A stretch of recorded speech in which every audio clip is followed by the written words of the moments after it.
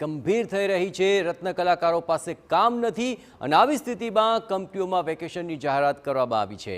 ત્યારે રત્ન કલાકારો કેવી રીતે પોતાનું ગુજરાન ચલાવશે તે એક સૌથી મોટો સવાલ છે। ત્યારે હવે વેકેશન જાહેર કરનાર કંપનીઓએ રત્ન કલાકારોને પગાર આપવો જોઈએ તેવી માંગ ઉઠી છે।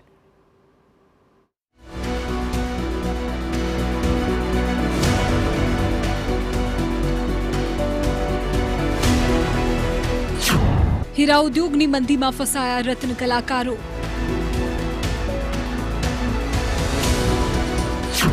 दिवसे ने दिवसे स्थिति थई रही छे कफोड़ी।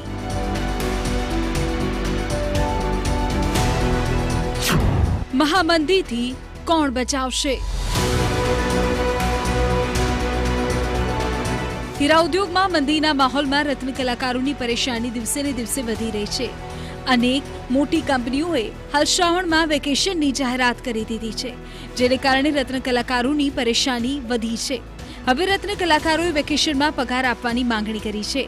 सूरत डायमंड वर्कर यूनियने वेकेशन नो पगार आपवा नायब श्रम आयुक्त ने लेखित में रजूआत करी छे। अत्यारे जे रीते हीरा बजारनी अंदर जे मंदीनो जो माहौल चाली रह्यो छे ने ते दरमियान जे आवनारा दिवसोनी अंदर केटलाक हीरा कारखाना तरफथी जे वेकेशन जे पाडवामां आव्युं छे ने तेने लईने जे युनियन जे डायमंड रत्न कलाकार युनियन जे छे तेमना द्वारा रोजगार जे श्रम विभाग छे तेने आज आवेदनपत्र आपीने रजूआत करी छे के आज वेकेशन पाडवामां आवे छे। वेकेशननी अंदर जे रत्न कलाकारोने जे रजा पड़े तेनो पगार आपवा माटेनी जे रजूआत करी छे तो आपणी साथे युनियनना जे आगेवान छे तेमनी साथे वात करीशुं। भावेशभाई, कई रीतना श्रम विभागने रजूआत? घणा समयथी इंडस्ट्रीनी अंदर मंदीनो माहौल है। उपरथी आ वेकेशननी जाहेरात इंडस्ट्रीयालिस्टों द्वारा करवामां आवी छे। तो आ मंदीनो अंदर एक तो आर्थिक परिस्थितिनो सामनो रत्न कलाकारो करी रह्या छे अने वधारे 10 दिवसनो मार एनी उपर लागवामां आव्यो छे।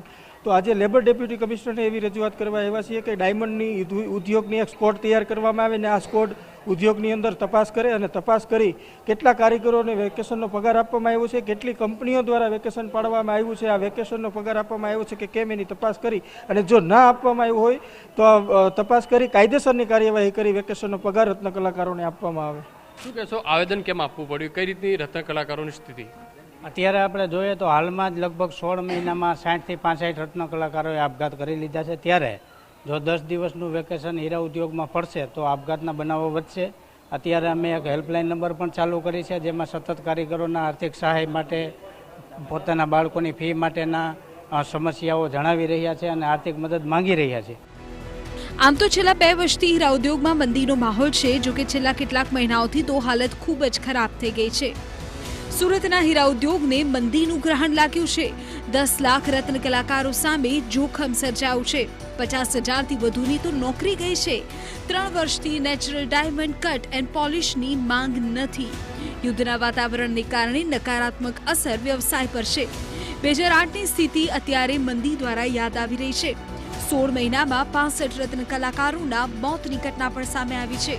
ચીન અને અમેરિકા આ બે દેશોની મોંઘવારી, આર્થિક સ્થિતિ, ફુગાવો આ બધું જ આપણને ખૂબ અસર કરે છે અને આ જ બે દેશોની સ્થિતિ અત્યારે સુરતના હીરા ઉદ્યોગને નડી રહી છે। કંઈ પણ બચત થાય એટલે ગોલ્ડ ખરીદતા હોય છે, એ રીતના અમેરિકાની અંદર પણ ક્રેઝ છે કે કંઈ પણ બચત થાય એટલે ડાયમંડ જ્વેલરી અથવા કટ એન્ડ પોલિશની ખરીદી કરતા હોય છે। આપણા બે મેઇન માર્કેટ, એક ચાઇના અને એક અમેરિકા, બંનેની અંદર મંદીનો માહોલ હોવાના કારણે આજે ચાઇનાની અંદર આપણું જે કન્ઝપ્શન હતું 35 થી 40%, એ ઊંચો માલ, સોલિટર માલ, ઊંચી ગુણવત્તાવાળો માલ, આ સંપૂર્ણપણે છેલ્લા 3 વર્ષથી જે ટકાવારી ત્યાં હતી એ ઘટીને આજે 5 થી 7 થી 8% ફક્ત સેલ છે। એટલે મોટી ઇફેક્ટ ત્યાં આવી કે ત્યાં ખરીદી નથી। અને બીજો, અમેરિકાની અંદર આર્થિક માહોલના કારણે, ફુગાવાના દરના કારણે ત્યાં પણ જે આપણી ડિમાન્ડ 35-40% હતી એની અંદર પણ ખૂબ ઘટાડો જોવા મળ્યો। સાથે સાથે અત્યારે સંપૂર્ણ દુનિયાની અંદર એકબીજા કન્ટ્રીઓના યુદ્ધનું વાતાવરણ છે। આ યુદ્ધના વાતાવરણની પણ નેગેટિવ ઇમ્પેક્ટ આ ડાયમંડ ઇન્ડસ્ટ્રી ઉપર પડે છે, કારણ કે ભારતની ડાયમંડ ઇન્ડસ્ટ્રી વિદેશ આધારિત ઇન્ડસ્ટ્રી છે। જે કંઈ આપણે કટ એન્ડ પોલિશ કરીએ છીએ એનું 95% આપણે એક્સપોર્ટ કરતા હોઈએ છીએ। આ કન્ટ્રીઓની અંદર મંદીનો માહોલ, આ બધા અસરના કારણે આપણે એક્સપોર્ટ કરી શકતા નથી। એક્સપોર્ટમાં સતત ઘટાડો જોવા મળી રહ્યો છે અને એની સીધી નેગેટિવ ઇમ્પેક્ટ सूरतनी कट एंड डायमंड इंडस्ट्री पर अत्यारे जोवा मळी रही छे। सूरतनो हीरा उद्योग मंदीना माहोलमांथी पसार थई रह्यो छे। इतिहासमां प्रथम वखत हीरा उद्योगमां 7મ 8મનું વેકેશન આપવામાં આવ્યું છે। 2008ની મંદી બાદ 2024ની જે મંદી આવી છે તેને લઈ રત્ન કલાકારોની પરિસ્થિતિ ખૂબ જ કફોડી બની છે. 200થી વધારે યુનિટ દ્વારા સાતમ આઠમનું વેકેશન જાહેર કરાયું છે. વેકેશનની આડમાં કેટલાક કામદારોને ગેરકાયદે રીતે છૂટા કરી દેવાની ફરિયાદ પણ ડાયમંડ વર્કર યુનિયનને મળી રહી છે. ત્યારે જો રત્ન કલાકારોને નોકરીમાંથી કાઢવામાં આવશે તો તેઓની હાલત હજુ પણ કફોડી થઈ શકે છે. સુરતથી બળદેવ સુથાર સાથે બ્યુરો રિપોર્ટ TV9.